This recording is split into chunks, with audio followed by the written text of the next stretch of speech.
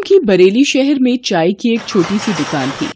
पूरा दिन मेहनत करके बड़ी मुश्किल से अकरम अपने परिवार के लिए पैसे कमा पाता था। अकरम जिस छोटी सी दुकान को चला रहा था वो भी उसने 1200 रुपए किराए पर ले रखी थी। महीने भर में जो भी अकरम कमाता उसमें से 1200 रुपए उसे दुकान के किराए के लिए निकालने ही पड़ते थे। ऊपर से एक छोटी सी झुग्गी जिसका किराया 1500 रुपए भी उसे महीने की कमाई में से निकालना पड़ता था। अकरम के परिवार में उसकी बेगम वाहिदा, बेटा सलीम और बेटी आरजू थे।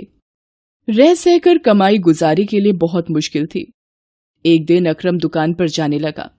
उसकी बेटी आरजू बोली, अब्बा कल ईद है, मेरे लिए क्या लाओगे? मुझे नया सलवार कमीज लेना है, बिल्कुल सलमा जैसा। कल सलमा के अब्बा लाए हैं, गुलाबी और नीले रंग का। बहुत सुंदर सलवार कमीज है उसका। मेरे लिए भी लाओगे ना अब्बा? बोलो ना।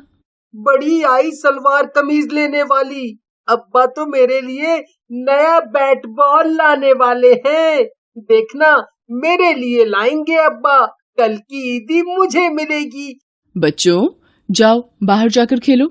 अपने अब्बा हुजूर को परेशान मत करो। आप परेशान मत हो, ये बच्चे तो बस ऐसे ही कुछ न कुछ मांगते रहते हैं। आपको देर हो रही होगी, आप समय से दुकान पर जाओ। नहीं वहीदा, मैं ही शायद अपनी औलादों को कोई खुशी नहीं दे पा रहा हूँ। मेरी गरीबी मेरे बच्चों की खुशियों के आड़े आ जाती है। क्या करूँ अल्लाह। अकरम भले ही गरीब था, फिर भी वो अल्लाह पर बहुत यकीन करता था। दुकान पर जाते हुए वो रोजाना मस्जिद होते हुए जाता था। वो दुकान पर जैसे ही पहुंचा, एक व्यक्ति कुछ गुंडों के साथ वहां आया और अकरम से बोला, अकरम मियाँ, निकालो हफ्ते के पैसे। पिछले हफ्ते मैंने तुम्हें छोड़ दिया था, पर आज मैं पैसे लेकर ही जाऊंगा। दुकान चलानी है तो मेरा हिस्सा भी टाइम पर दिया करो। जमील भाई, मेरी इस महीने बिल्कुल भी कमाई नहीं हुई। दुकान और घर का किराया देना भी बाकी है। मुझे इस बात से कोई मतलब नहीं, मुझे तो अपने हिस्से से मतलब है। यहाँ बाजार में सभी दुकानदार मुझे अपनी कमाई का हिस्सा देते हैं, तुम्हें भी देना है। परसों ईद है, कल मैं फिर आऊंगा, मेरे रुपए तैयार रखना। जमील अकरम को अगले दिन आने की धमकी देकर चला जाता है। अकरम मायूस होकर घर वापस आ जाता है। पूरी रात वो सोच में रहता है कि अगले दिन जमील आएगा और उसके पास बिल्कुल भी पैसे नहीं थे। जमील एक गुंडा था और अकरम को अपने से ज्यादा अपने परिवार की चिंता थी। वो अल्लाह को याद करता हुआ पूरी रात सोचता रहा। अगले दिन वो दुकान के लिए उठा और जल्दी जल्दी में बिना कुछ बोले घर से निकल गया। वो रोजाना की तरह उस दिन भी मस्जिद में अल्लाह के आगे सिर झुकाकर जाना चाहता था। वो जैसे ही मस्जिद के पास पहुंचा, उसने देखा कि एक औरत जमीन पर बेहोश होकर गिर गई है और एक छोटा बच्चा उसके बराबर में रोने लगा।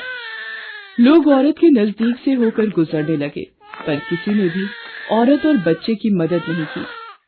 अकरम तेजी से उस औरत के पास गया और बच्चे को उठाकर अकरम ने एक रिक्शे वाले को रोका। अकरम उस औरत और बच्चे को लेकर सीधा अस्पताल पहुंचा।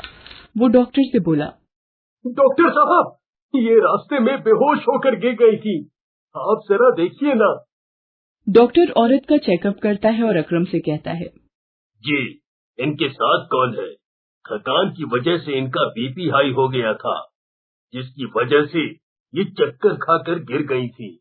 कुछ दवाइयाँ और इंजेक्शन मैंने दे दिए हैं, अब ये खतरे से बाहर हैं। होश में आते ही आप इन्हें ले जा सकते हैं। औरत को कुछ देर बाद होश आया।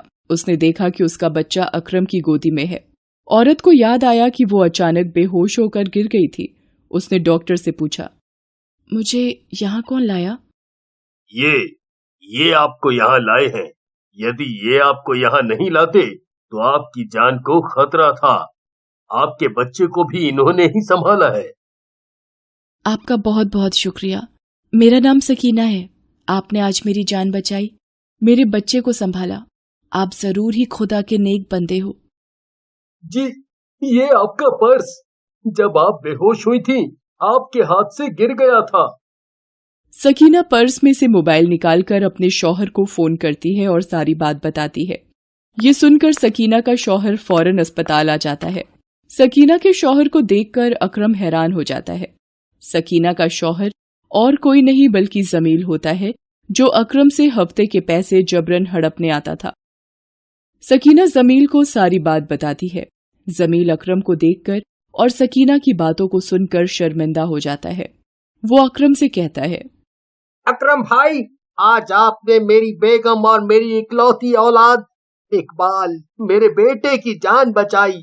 आपने मेरे ऊपर ये बहुत बड़ा एहसान किया है। कोई और होता तो कुछ भी कर सकता था, पर अल्लाह के रूप में आप आ गए अकरम भाई। आपका मुझ पर और मेरे परिवार पर बहुत बड़ा एहसान है। मैंने आपके साथ बहुत गलत किया। मैं गलत इंसान हूँ। मैं आज तक किसी गरीब की मेहनत के पैसे लूटता आया हूँ। शायद ये अल्लाह ने मुझे सबक दिया है। मैं कसम खाता हूँ कि कभी किसी गरीब की मेहनत और ईमानदारी की कमाई पर कब्जा नहीं करूंगा। अल्लाह मुझे माफ कर दो। जमील मियाँ, आपने अल्लाह के आगे अपना गुनाह मान लिया। वो आपको माफी जरूर देंगे। और मैंने आप पर कोई एहसान नहीं किया। अल्लाह तो यही कहते हैं कि जरूरतमंदों की मदद करना ही इंसान का फर्ज है। मैंने जो किया उसमें अल्लाह की मर्जी थी जमील भाई। अकरम भाईजान ने हमारी इतनी मदद की है, हमारा भी कुछ फर्ज बनता है। मैंने सब कुछ सुन लिया है। आप अपनी गलती को सुधार सकते हो। कल ईद है और ईद के पाक दिन पर आप अकरम को उसकी मेहनत के लिए हुए सारे रुपए लौटा दीजिए। आपके गुनाह अल्लाह माफ कर देंगे। जमील अकरम से लिए सारे पैसे लौटा देता है और दोबारा किसी भी गरीब के साथ ऐसा बर्ताव न करने की कसम लेता है। घर आकर अकरम सारी बात अपनी बेगम को बताता है। वो भी अल्लाह का शुक्रिया अदा करती है। अगले दिन अकरम अपने परिवार के साथ खुशी खुशी ईद मनाता है। जमील भी अपने परिवार के साथ अकरम के घर पर ईद पर उपहार और मिठाइयां लेकर आता है। अकरम और जमील के परिवार खुशी खुशी ईद मनाते हैं। सभी दुकानदार भी जमील का बदला हुआ बर्ताव देखकर अकरम की तारीफ करते हैं।